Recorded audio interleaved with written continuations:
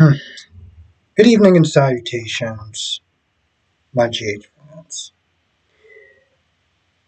Let's start off with Christina and Natalia for a minute, because there's a couple of things that I find very interesting in this scene. After she thanks Natalia for pretty much lying on stand and perjuring herself, saying that, she helped her case and everything, and Natalia's not there saying, hey, listen, it's the least I can do after pretty much the way that she treated her from day one. The ugly things that she said, the fact that she still has regret about it. But she does sit there, because after a while I was like, all right, bro, listen, I get it. You said some very nasty and mean-spirited things about the LGBT community, um, about, Christina and Blaze. But the thing is, like, you can say some bad stuff. As long as you acknowledge it, you are aware of what you're doing, and you can sit there and try to move forward knowing that, hey, listen, I really messed up. Let me sit there and try to move forward and learn from it. I think it's a step in the right direction. Because we all say stupid things, depending on the degree, but, you know, life lessons, right? Christina, here's my thing. She's not there wondering if she remembers this right. If, Ava really did push her. So I'm like, all right, so let me get this straight. You got on the stand, and you practically told the jury that this is what this woman did. And you don't even remember if she actually did it or not. A couple years back, when I was doing reviews on Days of Our Lives, and I still do it from time to time, I got upset with Allie for the same reason. For her accusing Trip for, let's say, SA. And she wasn't even too sure if it was actually him.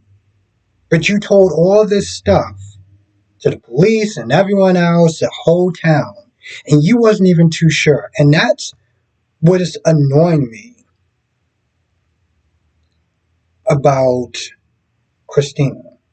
Now, one of my subscribers, named Tracy Steves, was like, when you're in so much pain and so much grief,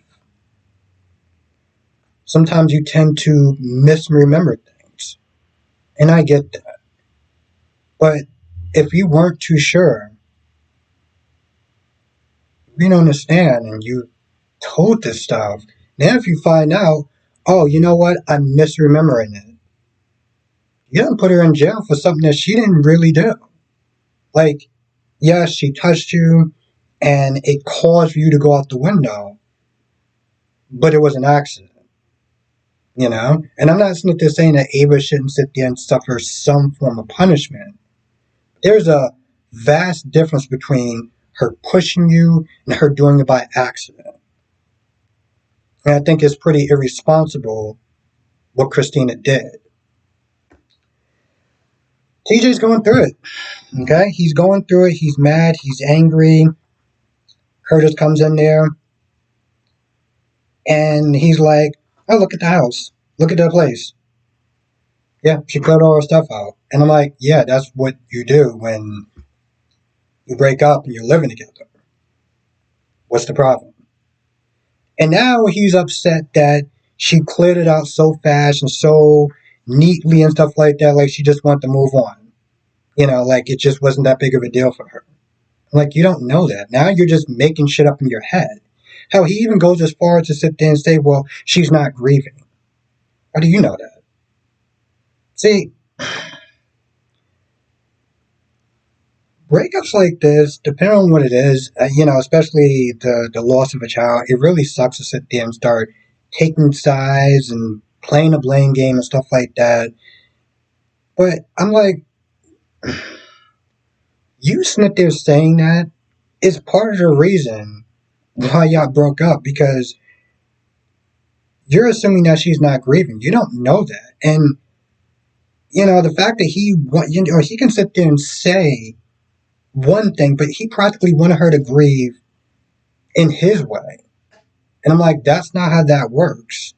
You know, her moving, her keep going and stuff like that. You thought that that was inappropriate or that's not the proper way to sit there and grieve. And I'm like, you don't get to tell her how she's supposed to grieve.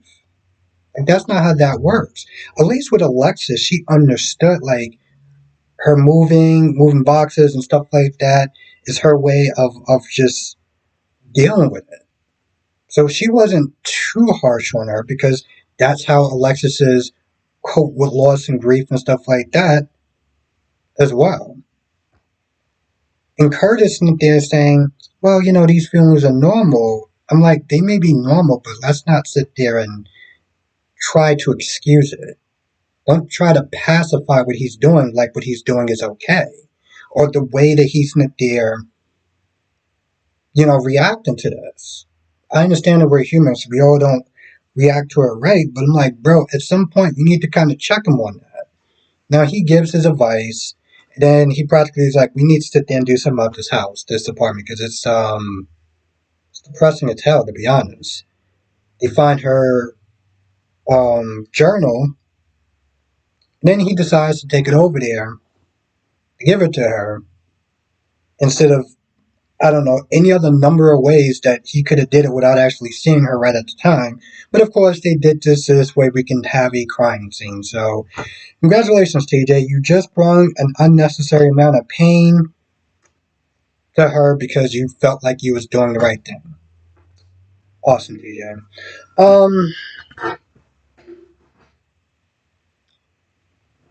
Okay.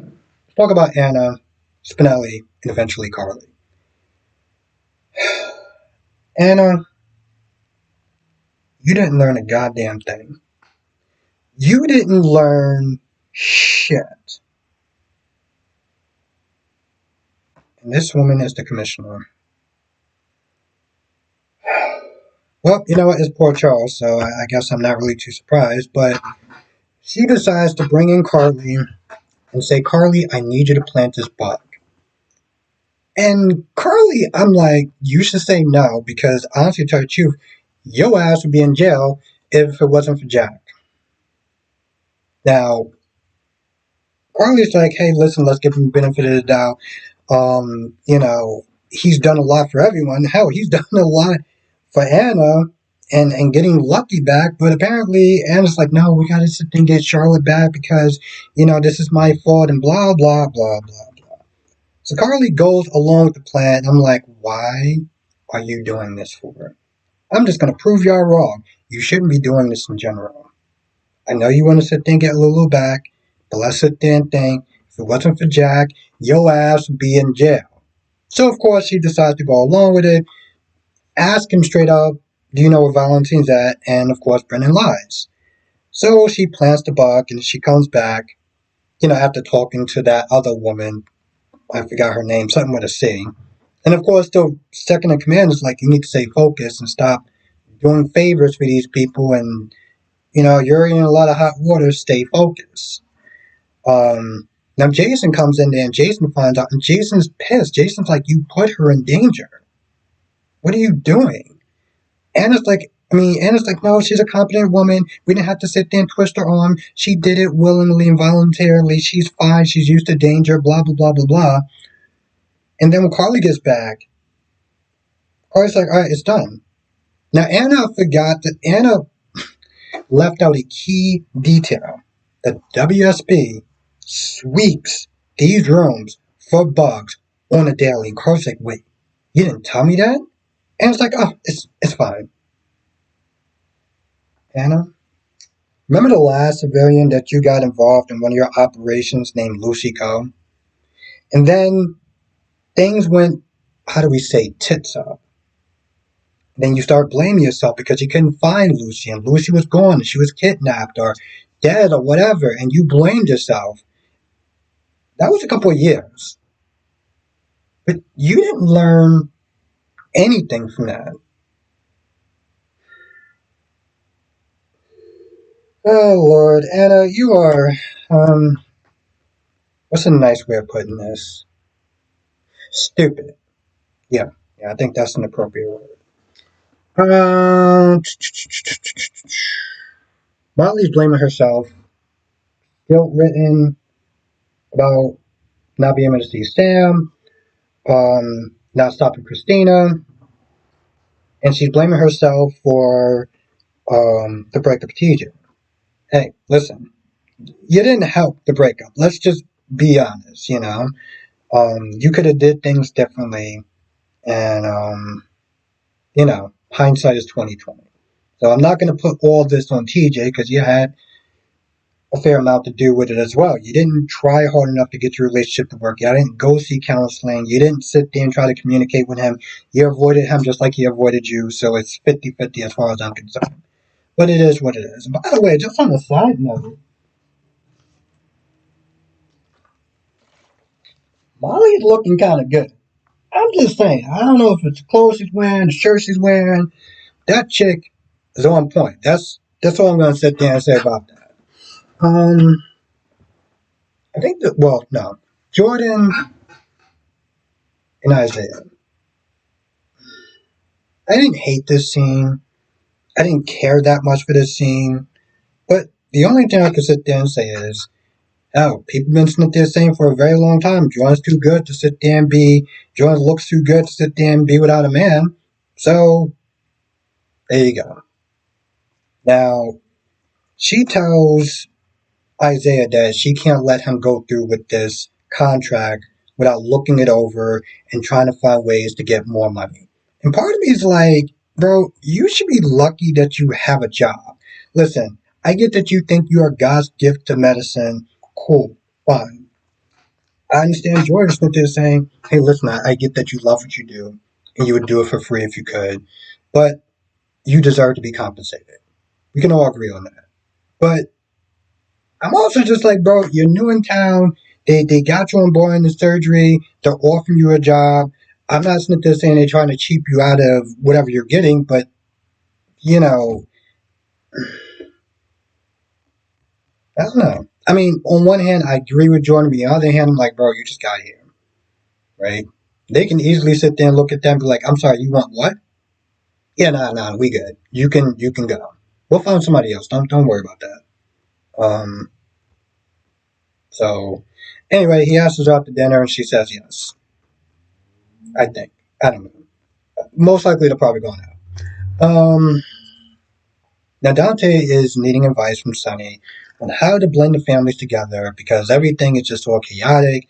His emotions is upside down. He is happy that Lulu's back, but he's also sad that Sam is gone. He's worried about how the kids are going to react with Rocco. Rocco is over the moon, but also is going to feel guilty because Danny is, I mean, he's hurting. He wants to be happy for Rocco, but at the same time, yeah, he's upset that his mom is gone, but Lulu is alive, and he's alive. She's alive and well and moving and stuff like that because Sam agreed to do the surgery. And if that wasn't the case, then Sam would still be alive. So he's wondering how to do it, and Sonny actually gives good advice, which is amazing because he gave Christina some, well, terrible advice not that long ago.